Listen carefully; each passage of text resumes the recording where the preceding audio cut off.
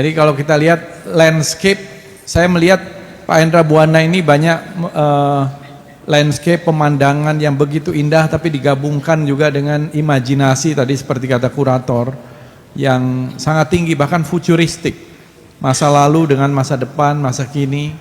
Kemudian antara tradisi dengan modernitas ya menjembatani, dan saya kira beliau juga sangat mempunyai keahlian yang hebat di dalam teknik visual yang sangat detail ya, dengan berbagai pengaruh tadi yang telah disampaikan sendiri oleh pelukisnya.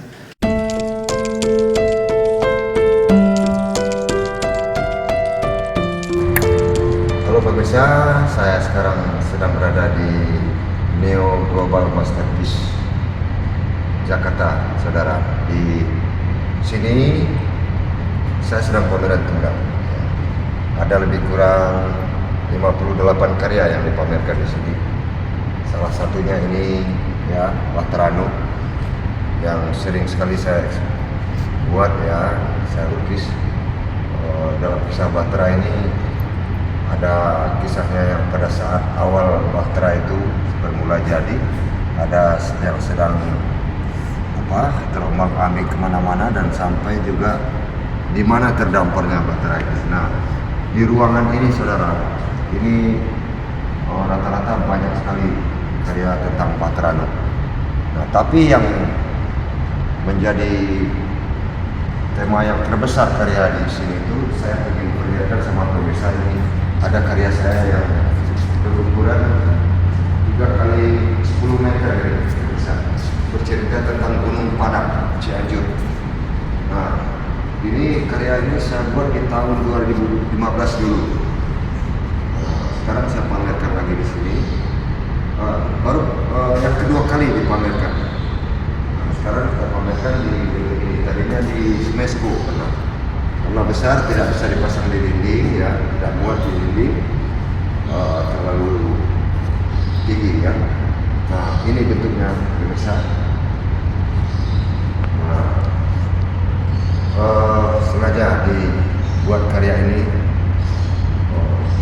kita ingin katakan pada dunia ya, Indonesia itu adalah budaya tertua di dunia.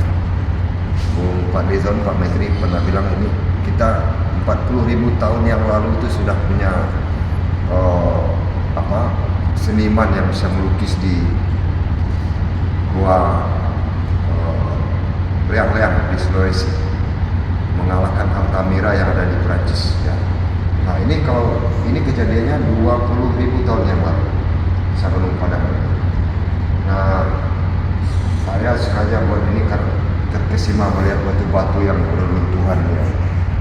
Demikian juga kalau dilihat disusun kembali batu-batu ini, lebih kurang bentuknya begini.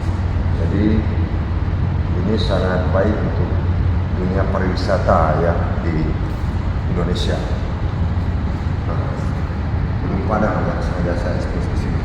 Kalau di Sumatera ada yang namanya Muara Mahat, juga itu ada menhir yang tingginya sampai 4 meter, itu jumlahnya ribuan. Itu juga sebagian sudah ditata kembali.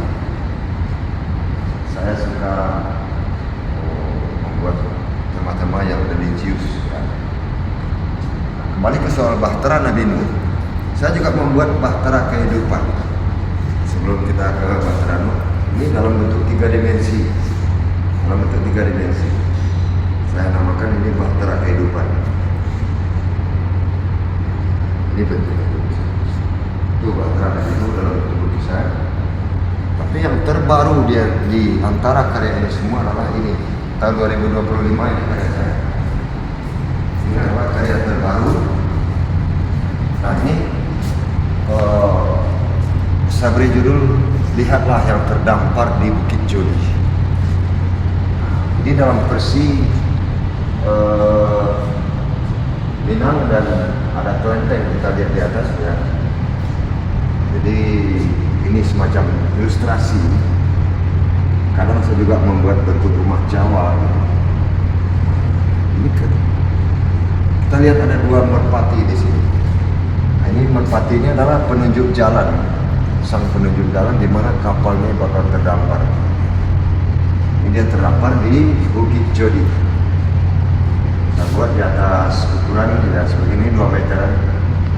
Dan saya juga pernah membuat ukuran 3 kali 12 meter bisa Batarang ini, dan juga pernah dijadikan patung di Boyolali oleh saudara Gunadi ya, Metro. Itu berangkat dari bentuk-bentuk Batarang Nabi Nuh yang kita buat, hanya di beliau taruh kuda di atas. Itu berarti Boyolali mau koleksi karya saya Batarang Nabi Nuh, tapi mungkin belum ada kecocokan ya. Berakhir karya itu dikoleksi oleh Bapak yang punya hotel Wapaya di Jogja. Sekarang beliau terus. Demikian pemirsa, lebih terkurangnya ini karya-karya yang ada di sini. Assalamualaikum warahmatullahi wabarakatuh.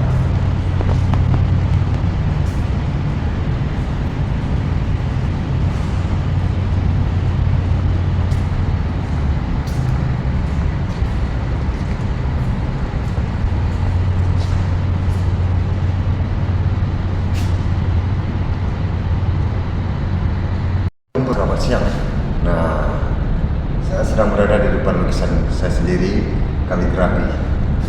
Nah, saya sedang pameran di sini bisa di Neo Global Masterpiece yang ownernya Pak Beni Raharjo di Jakarta Selatan, Jakarta Pusat ya, Jalan Tanah Abang nomor 25. Karya ini banyak terpasang di sini. Ini khusus ruang kaligrafi di sini, kecuali ada satu karya Batarang. Ini saya ceritakan sedikit tentang 3 in 1 karya ini. Ada 3 bagian: surat Al-Ikhlas, surat An-Nas, dan surat Al-Falaq. Nah, konsep saya itu adalah adab bersani syarak bersani kitabullah, syarak mengatur adab pemakaian. Nah, saya sebagai putra Minang, lukisan saya berbentuk bergaya Minang pada karya ini. Ini adalah simbolik dari seluruh karya saya yang saya pamerkan di sini. Jadi saya ambil dari 3 ayat itu karena ayat itu yang sering kita lakukan doa setelah salat ya. Surat Al-Ikhlas, kita baca surat An-Nas dan surat Al-Falaq. Itu ada kursi dan juga ada tambahan ayat yang lain. Nah, di sini begini kira-kira penggambaran. Ini adalah simbol dari bentuk-bentuk rumah Minang ya. Secara simbolik. Warna juga, warna Minang itu kayak rendang ya. Jadi rendang coklat warnanya, tapi juga ada warna-warna kekinian kayak pink gitu saya masukin. Begini kira-kira penggambarannya dalam ekspresi lukisan kaligrafi Hendra Buana. Satu lagi besar, ada satu karya saya di sini. Nah, ini bercerita tentang doa. Ini judulnya doa ya. Nah, doa, tapi tidak sembarang doa. Ini adalah panglima dari segala doa. Allahumma anta rabbi dan seterusnya. Nah, orang tahu ini adalah panglima dari segala doa.